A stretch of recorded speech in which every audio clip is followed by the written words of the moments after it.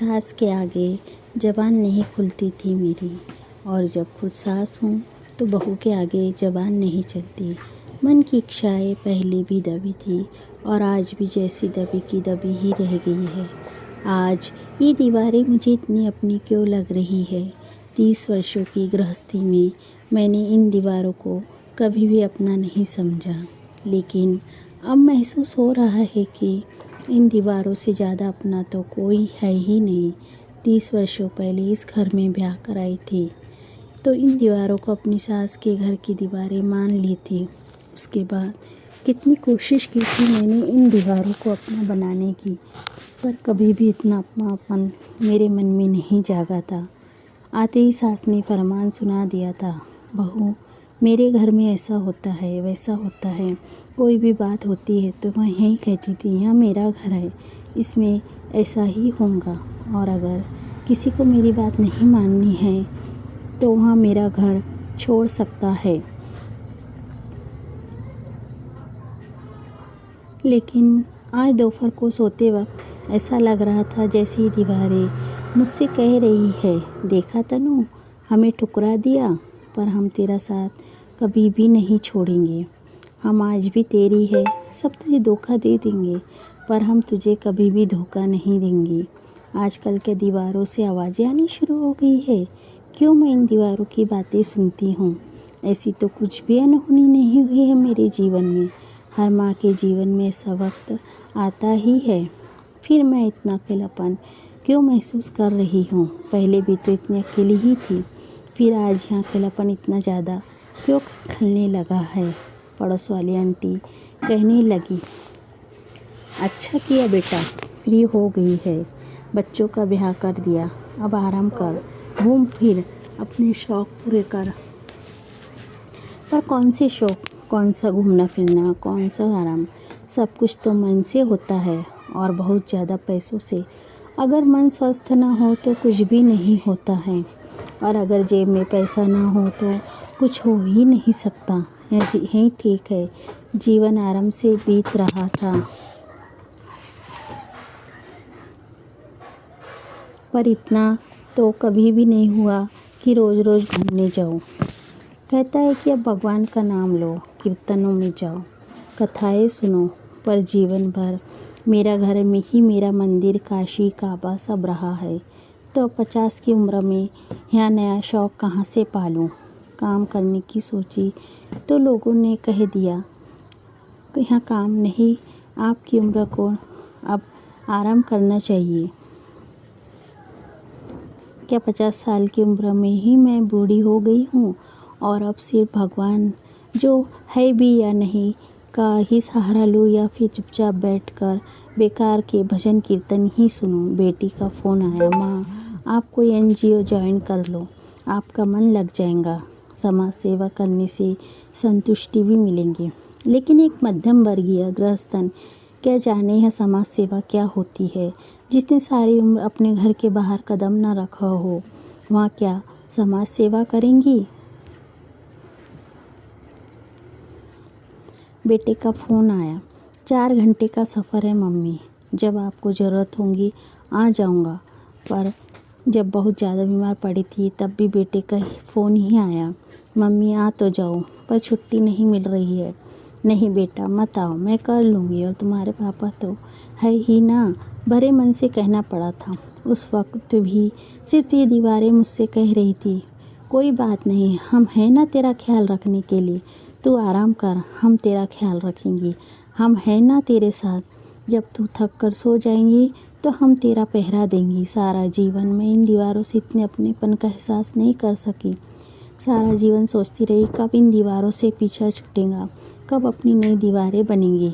यहाँ तो बहुत ही छोटा सा घर है, चलो पति ने नया घर नहीं बनवा कर दिया, उनकी आमदनी इतनी नहीं थी कि एक नया घर ले ले। बहन भाइयों की जिम्मेदारी उठाते रहे, फिर अपने बच्चों की। इतना समय और पैसा ही नहीं बचा था कि अपना नया घर बनवा लेते। बेटे की बहुत अच्छी नौकरी लगी थी, मन में एक उम्मीद जगी थी कि अब तो नया घर बनवा ही लेंगे। कुछ जमा पूंजी हम लगाएंगे, कुछ बेटे से ले लेंगे और मैं स्वयं की खड़ी हुई दीवारों में आऊँगी। पर अपने शहर से दूर अच्छी नौकरी लगते ही बेटे के ऊपर मक्खियों की तरह लड़कियां भिनभिनाने लगी। आखिर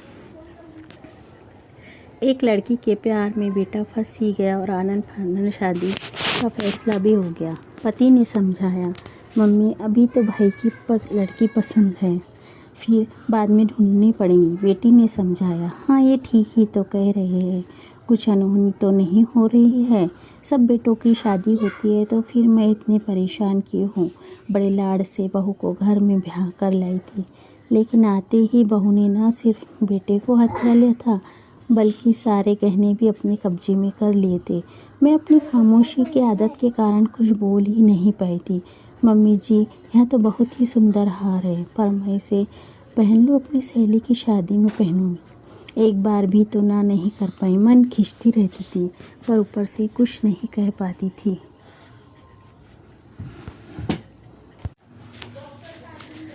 धीरे धीरे बहू प्यार से काफ़ी गहने ले गई थी। पति भी उसी का साथ देते थे। उसी के लिए तो बनवाया है, फिर उसे देने में क्या हर्ज है। कैसे बताती कि सारी उम्र मैंने कभी अपनी सास से यहाँ तक नहीं पूछा था कि मम्मी जी मेरे गहने कहाँ रखे हैं, पर आज अपनी बहू से हाँ नहीं कह पा रही हूँ कि बेटे गहने मेरे पास ही रहने दो।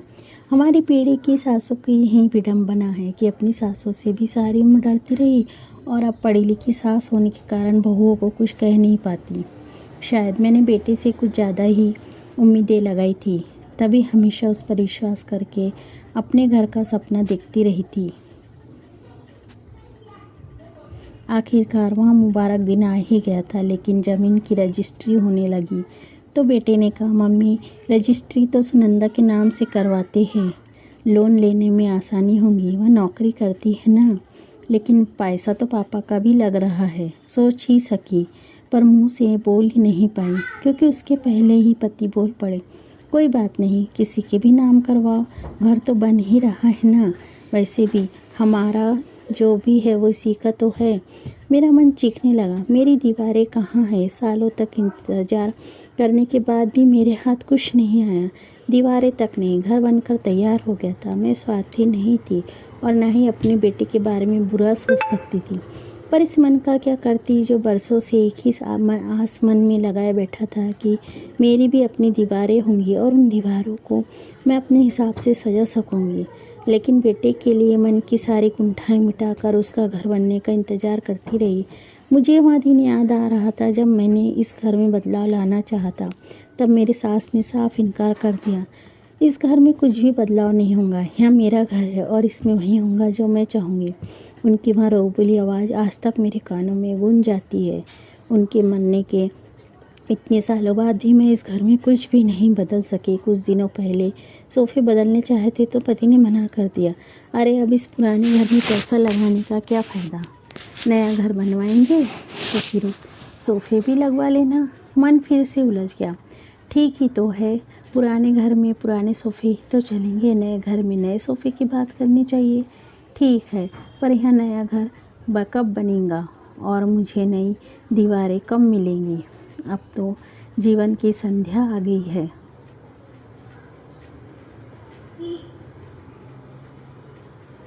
बेटे का घर बनकर तैयार हो गया था। बेटे का इसलिए क्योंकि इस घर में कुछ पैसों के अलावा मेरी पसंद का कुछ भी नहीं था। सब कुछ बेटे और बहू ही पसंद करके लाते थे।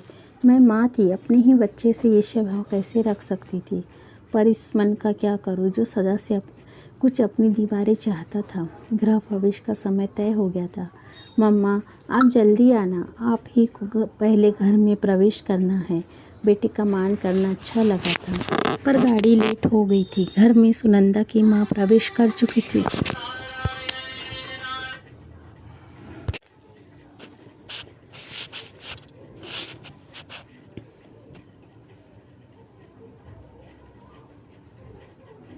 घर में सुनंदा की माँ प्रवेश कर चुकी थी।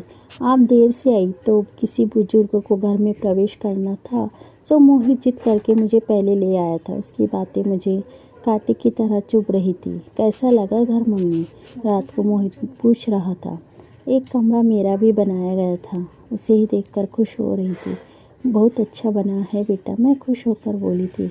यह घर आपका है और आप ही इस घर की मालकिन हैं। यह कमरा आपका है। जब आप आएंगी तो इसमें रहेंगी। मैं खुश हो गई थी। अभी भी बेटे बहू को मेरी परवाह है। ऐसी ही गलत सोच रही हूँ मैं। कभी नाखून भी मांस से जुदा होते हैं। क्या सोच रही हूँ मम्मी? आपका जब तक मन करेगा यहीं रहे ना, बेटे ने फिर से कहा। उदास हो गई थी मैं। क्या कहना ज़रूरी था? हाँ बेटा, ये दीवारें तूने बड़ी मेहनत से खड़ी की है और अब इन दीवारों पर मेरा काम नहीं बेटा, ज़्यादा नहीं रह पाऊंगी। तुम्हारे पापा तो चले जाएंगे और फिर उन्हें अकेला भी तो नहीं छोड़ा जा सकता। कनखनियों से देखा बहू और बेटे के चेहरे पर सुकून की रेखा नजर आई। सच ही तो है, जितना भी चुप रहो पास बैठकर कुछ तो मुंह से निकल ही आता है। सुनंदा, हाथ धोकर रसोई में जाया करो। सुनंदा ऐसी मुंह बनाती जैसे मुझ पर एहसान कर रही हो। मन मायूस हो जाता। सुनंदा, रात को कपड़े बाहर से उठा लिया करो। इतनी मेहनत से धुलते हैं और रात को ओस से गीले हो जाते हैं। फिर बोल पड़ी थी। जी मम्मी, पर लगता है यह बात भी उसे पसंद नहीं आई थी।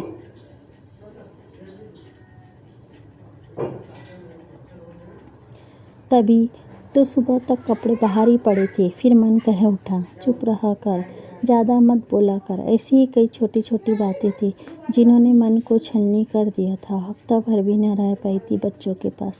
शायद मैं ज़्यादा ही दखल अंदाजी करने लगी थी, पर मेरी सास भी तो करती थी और मेरी हिम्मत नहीं होती थी उन्हें कुछ कहने की।